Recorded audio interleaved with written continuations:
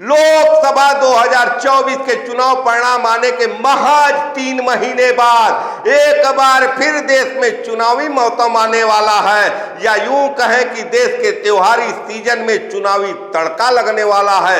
सितंबर और अक्टूबर में जहां जम्मू कश्मीर और हरियाणा में विधानसभा चुनावों के लिए तारीखों का ऐलान हो गया है, वहीं नवंबर दिसंबर आते आते महाराष्ट्र और झारखंड में भी चुनावी बिगुल बज जाएगा और फरवरी 2025 आते आते देश की राजधानी दिल्ली में भी विधानसभा चुनाव प्रस्तावित है।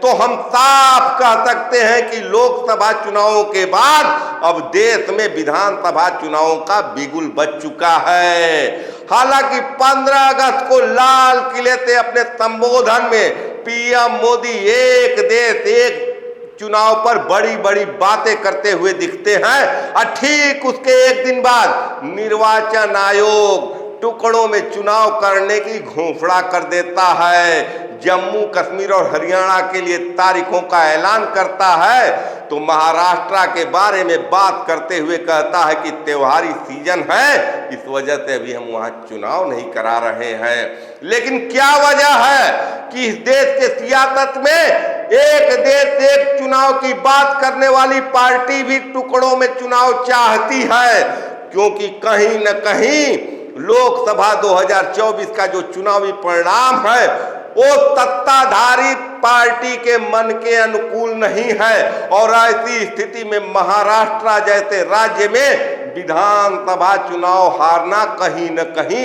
एनडीए के लिए खतरे की घंटी है। ऐसे में एनडीए भारतीय जनता पार्टी फूक फूक कर कदम रख रही है और हरियाणा चुनाव के नतीजों का इंतजार कर रही है, क्योंकि देश के सियासत पर हरियाणा, महाराष्ट्र और झारखंड के चुनाव परिणाम का काफी असर होने वाला है। लेकिन क्या चल रहा है महाराष्ट्र में, जहां अभी कुछ दिन बाद चुनाव होने वाले हैं, और क्या चल रहा है झारखंड में, बड़ी बड़ी खबरें निकल कर आ रही है इन दोनों राज्यों से। महाराष्ट्र में जहां इंडिया गठबंधन एनडीए के लिए कड़ा संदेश दे रही है, कहीं न कहीं राह में कांटे बिछा रही है। उद्धव साहब ठाकरे शिवसेना यूटीबी के अध्यक्ष कह रहे हैं कि इंडिया गठबंधन जिसको भी राज्य का नेतृत्व सौंपेगा उसको हम समर्थन करेंगे, यानी कि उद्धव साहब ठाकरे मुख्यमंत्री पद से अपना दावा छोड़ दिए और कहीं न कहीं उद्धव साहब ठाकरे का ये त्याग महाराष्ट्र में एनडीए गठबंधन पर भारी पड़ता हुआ दिख रहा है, क्योंकि एकनाथ शिंदे अब भी सीएम पद से अपना दावा छोड़ने के लिए तैयार नहीं है और अजीत पवार ये कहकर कि बारामती में अपनी पत्नी को अपनी बहन से चुनाव लड़ाना उनका गलत फैसला था, कहीं न कहीं एनडीए को बैकफुट पर डाल दिए हैं। वहीं हम बात कर लें झारखंड की, तो झारखंड में बड़ी खबर निकल कर आ रही है, बड़ा डेंट लगने की संभावना लग रही है इंडिया गठबंधन को। जी हां, लोकसभा चुनाव में बढ़िया प्रदर्शन करने वाली इंडिया गठबंधन झारखंड मुक्ति मोर्चा और भारतीय जनता पार्टी में लड़ाई होनी है और कहीं न कहीं हेमंत सोरेन के जेल जाने के बाद जिस चंपई सोरेन को झारखंड के सीएम पद की कुर्सी पर बैठाए थे हेमंत सोरेन, कहीं न कहीं वो चंपई सोरेन आज के तारीख में चुप हो गए हैं और उनकी चुप्पी एक बड़ा मैसेज निकाल कर दे रही है। कहा यह जा रहा है कि 26 अगस्त तक चंपई सोरेन भारतीय जनता पार्टी में शामिल हो सकते हैं। एक बड़े ट्राइबल नेता, एक बड़े जनजातीय नेता, कहीं न कहीं को लाल टाइगर के नाम से मशहूर चंपई सोरेन का झारखंड मुक्ति मोर्चा को छोड़कर भारतीय जनता पार्टी में जाना इंडिया गठबंधन के लिए झारखंड में एक बड़ा डेंट हो सकता है, एक बड़ा झटका हो सकता है और निश्चित रूप से हेमंत सोरेन आज के तारीख में चंपई सोरेन को लेकर चिंतित भी होंगे। तो सियासत में इस समय पलटफेर का दौर चल रहा है, पलटी मारने का दौर चल रहा है।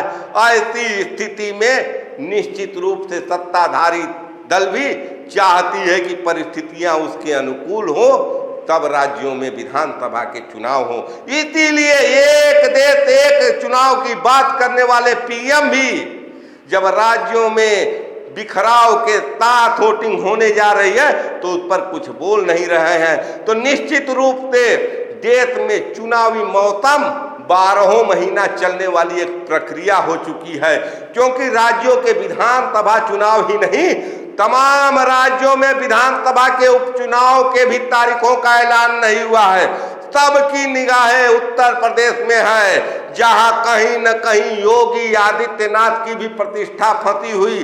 कहा यह जा रहा है कि 10 सीटों पर विधानसभा के होने वाले उपचुनाव से योगी आदित्यनाथ के किस्मत का फैसला होगा, और माना यह जा रहा है कि किस्मत का फैसला केशव प्रसाद मौर्य और एक और डिप्टी सीएम ब्रजेश पाठक का भी होने वाला है।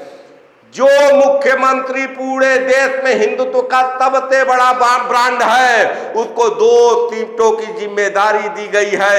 कहा जा रहा है कि अयोध्या, फैजाबाद लोकसभा सीट के मिल्कीपुर से विधानसभा का जो चुनाव होना है, अवधेश पासी वहां से सांसद चुने गए हैं समाजवादी पार्टी के, उनके रिक्त सीट पर भारतीय जनता पार्टी को विजय दिलाए योगी आदित्यनाथ। और कहीं न कहीं ये प्रतिष्ठा का सवाल बना है। तो निश्चित रूप से चुनावों को टालकर सत्ताधारी पार्टी अपने लिए मनमाफिक परिस्थितियां पैदा करने की कोशिश कर रही है। ऐसी स्थिति में जहां उसके लिए झारखंड से गुड न्यूज आने की खबर है, तो कहीं न कहीं महाराष्ट्र में और बड़ा डेंट होने की भी खबर है। देखना बहुत ही दिलचस्प है कि ये देश कब एक देश और एक चुनाव के राह पर आगे बढ़ता है, या 12 महीना दर महीना चुनाव को झेलता हुआ आगे बढ़ेगा। विकास तो होते रहेंगे, लेकिन चुनाव ही इस देश का वजूद बन चुका है, क्योंकि एक चुनाव खत्म नहीं हो रहा है और अगला चुनाव सर पर आ रहा है। इस देश के सियासत में चुनाव के छोड़ और कुछ बातें हो ही नहीं रही हैं। आप क्या सोचते हैं?